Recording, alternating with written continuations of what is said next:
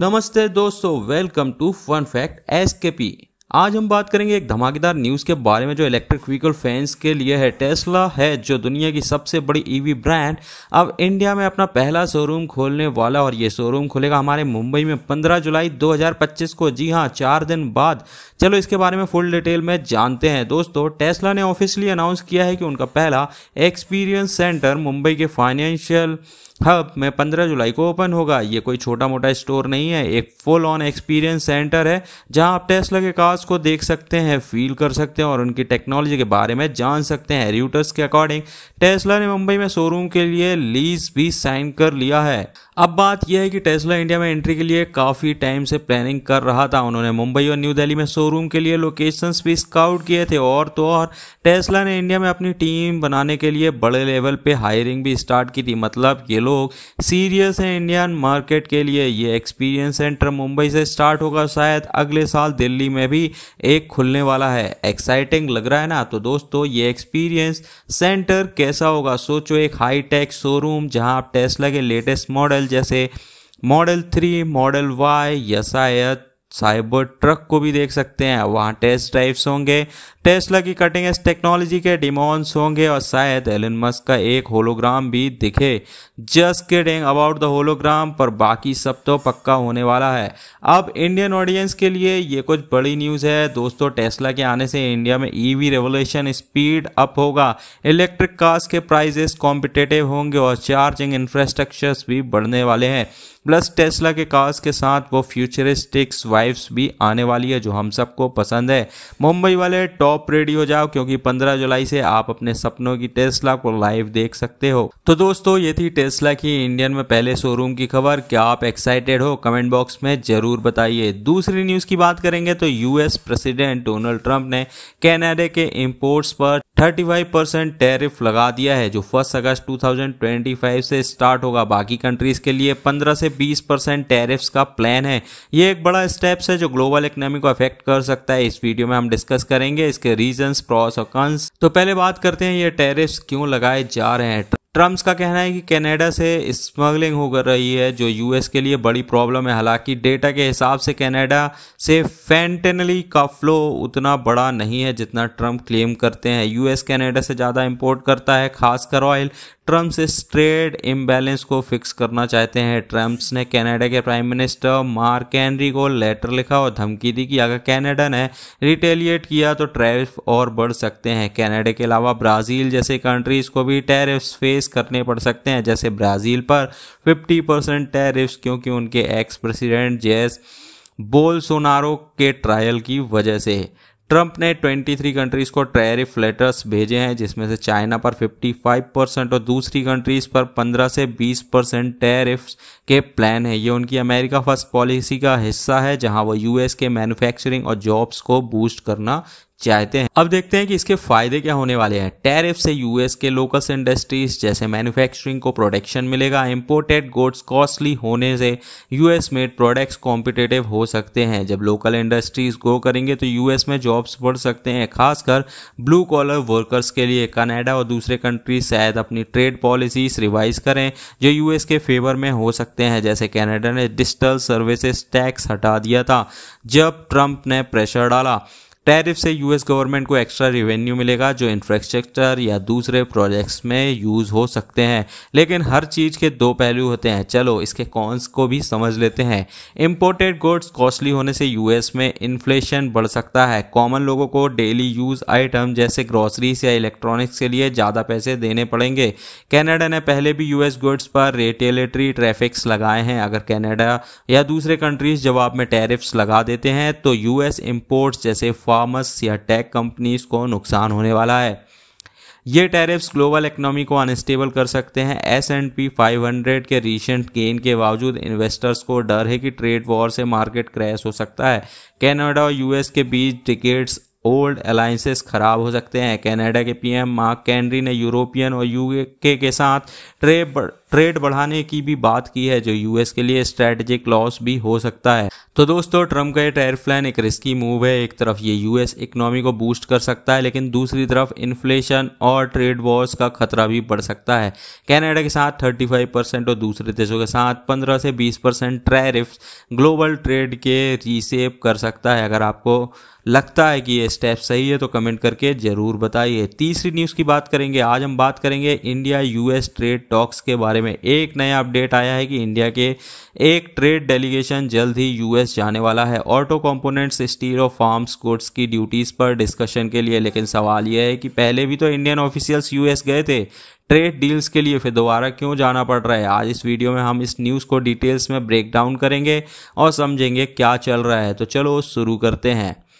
र्यूटर्स की एक रिपोर्ट्स के मुताबिक 10 जुलाई 2025 को एक इंडियन ट्रेड मिनिस्ट्री ऑफिशियल्स ने कहा है कि इंडिया का एक डेलीगेशन जल्द ही यूएस जाएगा ट्रेड स्टॉक करने के लिए। ये टॉक्स ऑटो कंपोनेंट्स, स्टील और एग्रीकल्चर प्रोजेक्ट जैसे डेयरी और फार्म गुड्स पर ड्यूटीज को लेकर है। ये बात इसलिए इंपॉर्टेंट है क्योंकि यूएस प्रेसिडेंट डोनाल्ड ट्रंप ने धमकी दी है कि 1 अगस्त 2025 से उन्होंने जो रेसिप्रोकल टैरिफ लगाया है वो और बढ़ सकते हैं। अगर ट्रेड डील नहीं हुआ तो इंडिया उन कंट्रीज में भी एक हो सकता है जो अभी यूएस के साथ डील फाइनलाइज करने की कोशिश में है।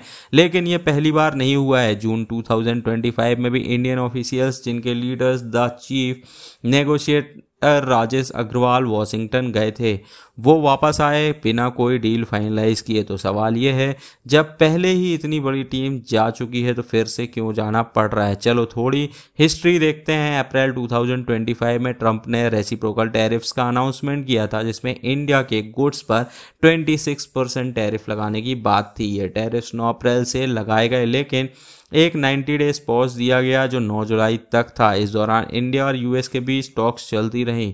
जून में इंडियंस डेलीगेशंस ने वॉशिंगटन में काफ़ी लंबी मीटिंग की, लेकिन कुछ की इश्यूज़ पर एग्रीमेंट नहीं हो सका। इश्यूज़ मेनली 3 चीज़ें। यूएस चाहता है कि इंडिया अपने ऑटो पार्ट्स पर टैरिफ कम करे, जबकि इंडिया चाहता है कि यूएस उनके ऑटो एक्सपोर्ट्स के लिए फेवरेबल टैरिफ दे। यूएस ने मार्च में स्टील और एल्यूमिनियम पर 25% टैरिफ लगाए, जो जून में बढ़कर 50% हो गए। इंडिया इसके खिलाफ रिलेटरी टैरिफ्स के बारे में सोच रहा है। यूएस चाहता है कि इंडिया अपने एग्रीकल्चर और डेयरी मार्केट्स को खोले, लेकिन इंडिया के लिए तो ये पॉलिटिकली सेंसिटिव है। इंडिया के 80 बिलियन से ज़्यादा लोग डेयरी सेक्टर से कनेक्टेड हैं और फार्मर्स का वोट बैंक भी बढ़ा है। इन इश्यूज की वजह से पहली बार डील नहीं हो सकी, इसलिए अब इसके और राउंड के लिए डेलीगेशन अभी दोबारा जा रहे हैं। अब ये बात है कि ट्रंप ने 9 जुलाई के डेडलाइन के बाद टैरिफ को 1 अगस्त तक एक्सटेंड कर दिया है। ये एक मौका है इंडिया के लिए कि वो एक इंटरिम ट्रेड एग्रीमेंट फाइनलाइज कर सके, लेकिन नेगोशिएशन टफ है। इंडिया ने कुछ ऑफर्स दिए हैं, जैसे 60% यूएस गुड्स पर 0 टैरिफ, 90% यूएस इंपोर्ट्स के लिए प्रिफरेंशियल एक्सेस, $23 बिलियन के यूएस इंपोर्ट्स पर ड्यूटी कम करना। लेकिन यूएस भी अपनी डिमांड्स पर अड़िग है। वो चाहता है कि इंडिया अपने फार्म और डेयरी सेक्टर्स को खोले और नॉन टैरिफ बैरियर्स जैसे क्वालिटी कंट्रोल ऑर्डर्स को रिलैक्स करे। इंडिया के लिए ये मुश्किल है क्योंकि एग्रीकल्चर और डेयरी प्रोडक्टिविटी सेंसिटिव सेक्टर्स हैं। फार्मा के प्रोटेक्ट्स 2020 और 2024 में देखे जा चुके हैं, तो गवर्नमेंट कोई बड़ा रिस्क नहीं लेना चाहती है, इसलिए दोबारा डेलीगेशन जा रहा है ताकि इन स्ट्राइकिंग पॉइंट्स को रिजॉल्व किया जा सके और 1 अगस्त से पहले ही डील फाइनलाइज हो सके।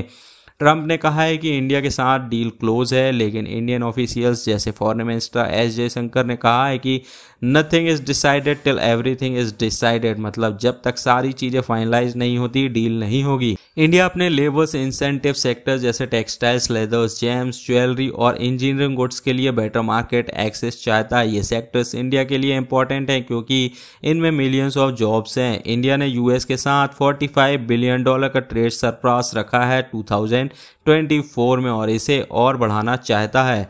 इसके अलावा इंडिया चाहता है कि यूएस उससे क्रिटिकल टेक्नोलॉजीज जैसे सेमीकंडक्टर्स में अलायंस जैसा ट्रीट करे। इंडिया ने यूएस के लिए कुछ कंसेशंस भी दिए हैं, जैसे बॉन विस्की और लग्जरी कार्स पर ड्यूटीज कम करना और डिजिटल एड टैक्स हटा देना। लेकिन इंडिया अपने फार्मर्स और डेयरी सेक्टर्स के साथ कोई कॉम्प्रोमाइज नहीं करना चाहता। अभी टॉक्स का नेक्स्ट राउंड कब होगा ये कंफर्म नहीं है, लेकिन रिपोर्ट्स के मुताबिक इंडियन डेलीगेशन 1-2 हफ्ते में यूएस जा सकते हैं। ट्रेड मिनिस्टर पीयूष गोयल भी शायद जाएं, लेकिन उनका प्लान फाइनल नहीं है। अगर डील हो जाती है तो ये एक बड़ा विन होगा दोनों कंट्रीज के लिए। बायलैटरल ट्रेड जो 2024 में $129 बिलियन था, उसको 2030 तक $500 बिलियन तक ले जाने का ही टारगेट है। लेकिन अगर डील नहीं हुई तो 1 अगस्त से 26% टैरिफ वापस लग सकता है, जो इंडियन एक्सपोर्टर्स के लिए बड़ा झटका होगा। छोटे मैन्युफैक्चरर्स जैसे कोलकाता के फाउंड्रीज पहले से ही स्ट्रगल कर रहे हैं 50% स्टील टैरिफ्स की वजह से,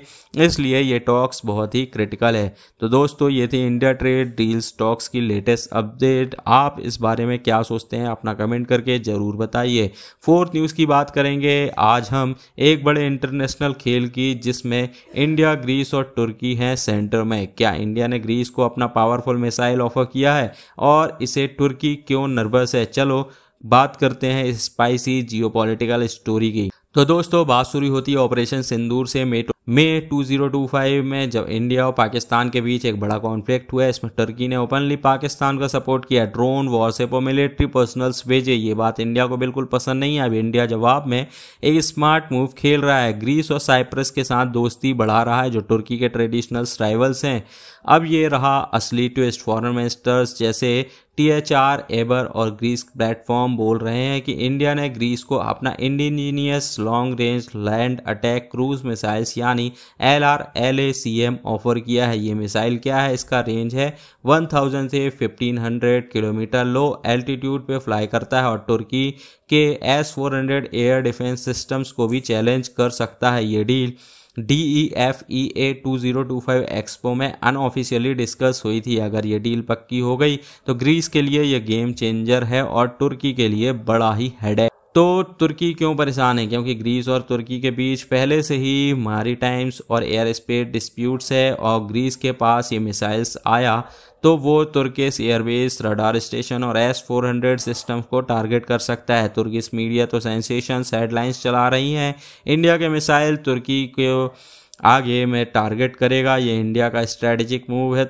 तो काउंटर में तुर्की पाकिस्तान की दोस्ती दिखा रहा है। दोस्तों ये सिर्फ मिसाइल की बात नहीं है, इंडिया पूरा गेम खेल रहा है ग्रीस के साथ। 2024 में डिफेंस टाइज मजबूत हो रहे हैं।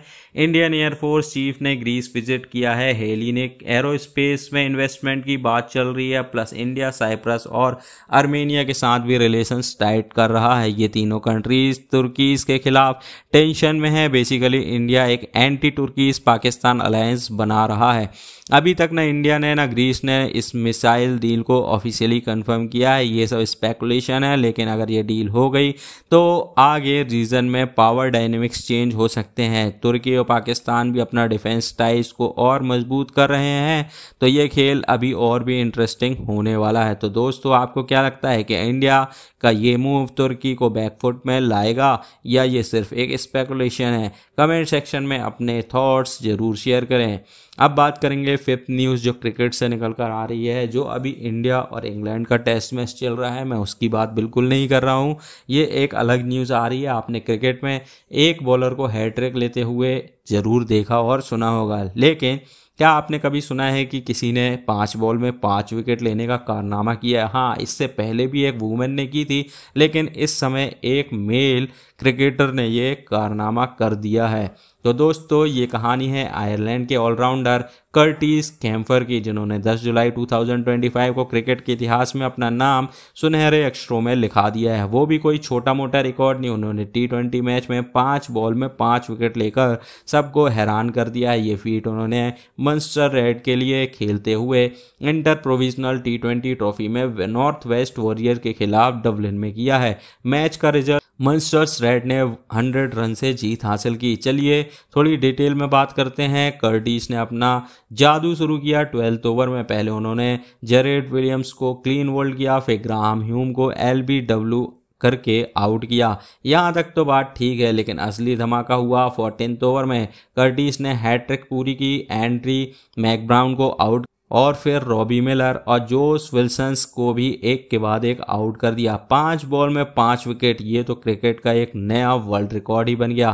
कर्टिस ने खुद क्रिकेट आयरलैंड को बताया, मैं तो सच में समझ ही नहीं पा रहा था कि क्या हो रहा है, बस अपने बेसिक्स पे फोकस किया, सिंपल रखा और नतीजा आपके सामने है। लेकिन ये रिकॉर्ड सिर्फ कर्टिस का नहीं है, इससे पहले भी 2024 में जिम्बाब्वे की वुमेन ऑलराउंडर कैलिस नावाडो ने भी ये कारनामा किया था। उन्होंने अंडर 19 T20 डोमेस्टिक मैच में ईगल्स वुमेन के खिलाफ 5 बॉल में 5 विकेट लिए थे। यानी कर्टिस पहले मेल क्रिकेटर हैं, लेकिन कैलिस पहली ओवरऑल प्लेयर थी जिन्होंने ये कारनामा किया था। तो दोस्तों, ये खबर जो मैंने आपको बताया, ये सारी आपको कैसी लगी? अगर ये खबर आपको पसंद आई है तो प्लीज़ वीडियो को लाइक करें। चैनल पर पहली बार वीडियो देख रहे हैं, सब्सक्राइब नहीं किए हैं तो प्लीज़ चैनल को सब्सक्राइब करके बेल आइकन को दबाएं। मिलते हैं एक नई वीडियो में। आप मेरी वेबसाइट www.dnewson.com को भी फॉलो कर सकते हैं। जय हिंद।